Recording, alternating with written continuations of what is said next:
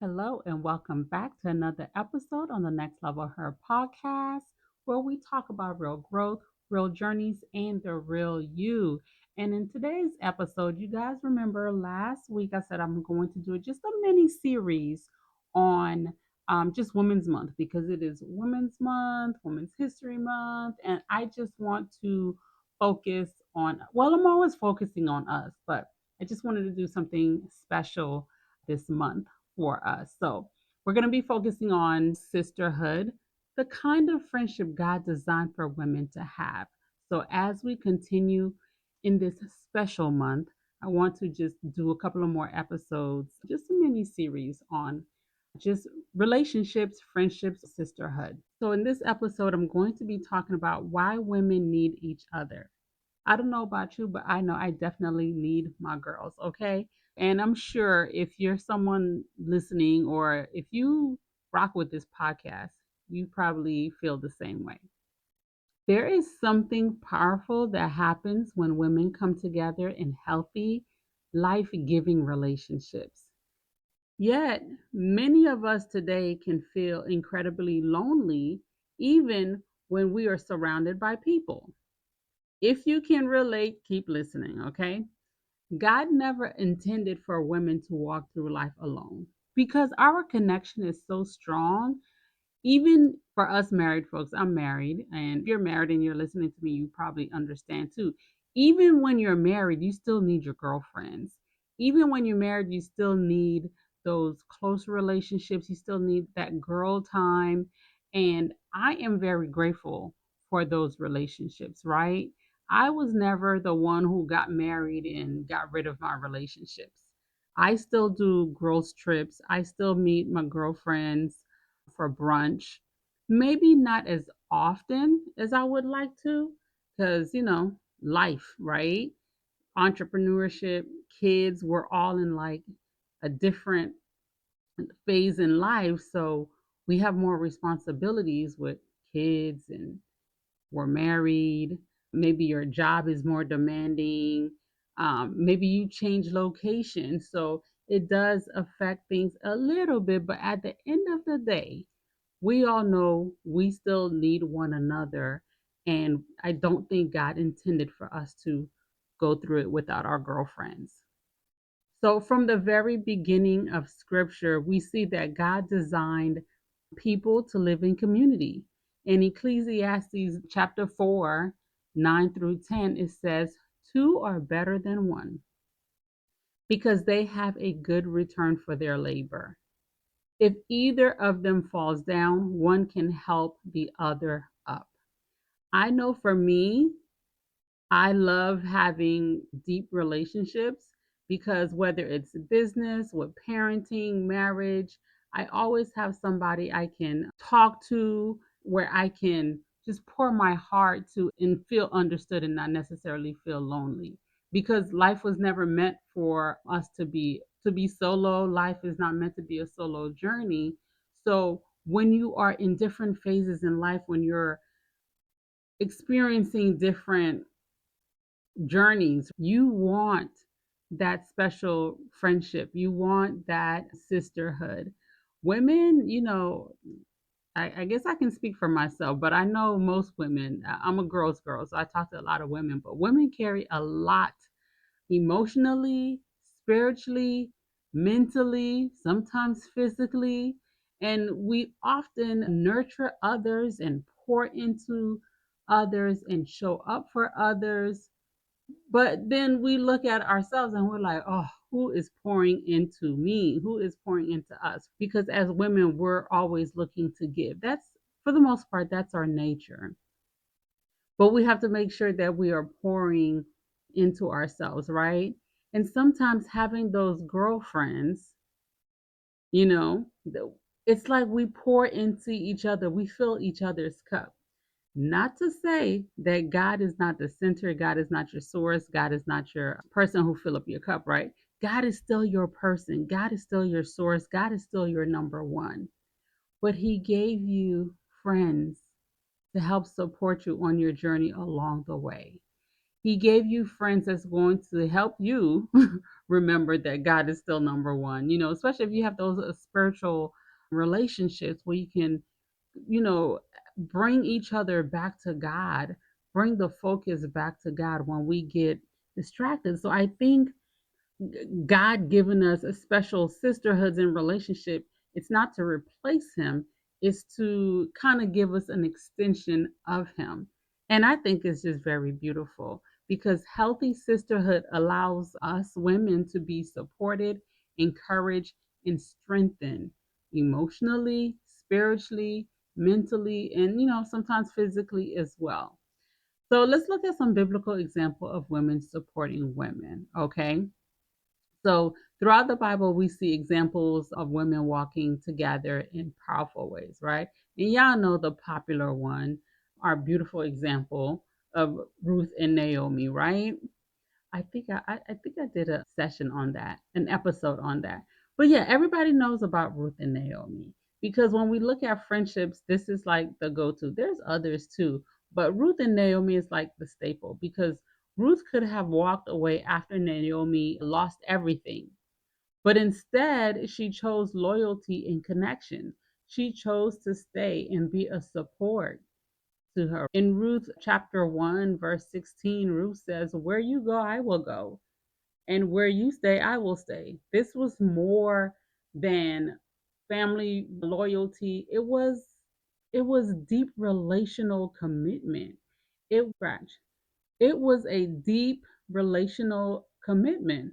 We also see women supporting Jesus in his ministry. We could look at it like that too.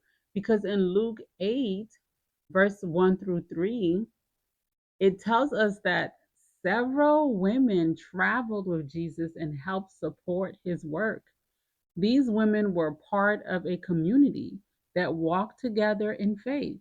And there are other examples, but ultimately, sisterhood matters. It matters to you, it matters to the person that you're pouring into because it provides emotional support, spiritual encouragement, accountability. It also, provide wisdom and perspective, especially if you are a younger individual and you have like a an older or mature spiritual mentor. Man, that wisdom and different perspective, all that stuff comes in handy, especially when we're trying to navigate life. There are seasons in life where we simply need another woman to remind us who we are when we forget. Because if you struggle with identity issues, you struggle with self worth, other women will see beyond what you see. Sometimes we can't see how great we are, we can't see how worthy we are. And other women can see like right through it, right? So they're able to remind us when we forget, you are worthy, you are loved, you are made in the image of God. When Satan tries to make us forget, God plant amazing sisters around us to help us. Sisterhood helps us carry burdens. Sisterhood will pray for you. Sisterhood will go to bat for you, okay? In Galatians 6:2, Paul writes, "Carry each other's burdens, and in this way you will fulfill the law of Christ." Sometimes God sends another woman to help carry something that feels too heavy alone. I love how God thinks of us. I love makes sure how he makes sure that we have everything we need. And it's just so beautiful to me because he thought about every little thing because he knows we are emotional, we are loving, and sometimes we can be a handful. And he placed specific people in our path to help support us along our journey. The fact that he thought about every detail is just reassuring and just a reminder of how much he loves us. So, as we go through this month, I'm going to leave you with just a couple of reflection questions, okay? Where, just questions where you can pause and consider. Do you currently have women in your life who encourage your spiritual growth? Ask yourself that. Also, when life gets difficult, do you try to carry everything alone? And the last question is, what kind of friendships do you truly desire in this season? Because in every season, we need different things, right? We have different needs. And I think that's why some relationships are seasonal. And it's not that people are purposely being removed from your life, it's just some people are put in a specific position to carry out a specific task in that season for you, and that is it. And they cannot go into the next season with you because their assignment isn't for you in that season. Their assignment in the previous season have already been completed, and God might have another assignment, another sister that he needs that person to go pour into. So sometimes when a relationship ends, especially if it wasn't like, bad blood or whatever, sometimes when a relationship ends, it's not always a negative thing. And if you're like me, you probably have a hard time losing people or letting go of things. Because for me, once I value something, I feel like I need to have it in my life forever. But not every friend that's going to come into your life, not every sister that's going to come into your life that's going to be a permanent person in your life, right? We have lifetime friends, we have seasonal friends, we have occasional friends, but let's be the type of person that embrace the different friendships we have or the different sisterhoods we have in different seasons. And if somebody's season have come to an end, it's nothing wrong with you and it's nothing wrong with them.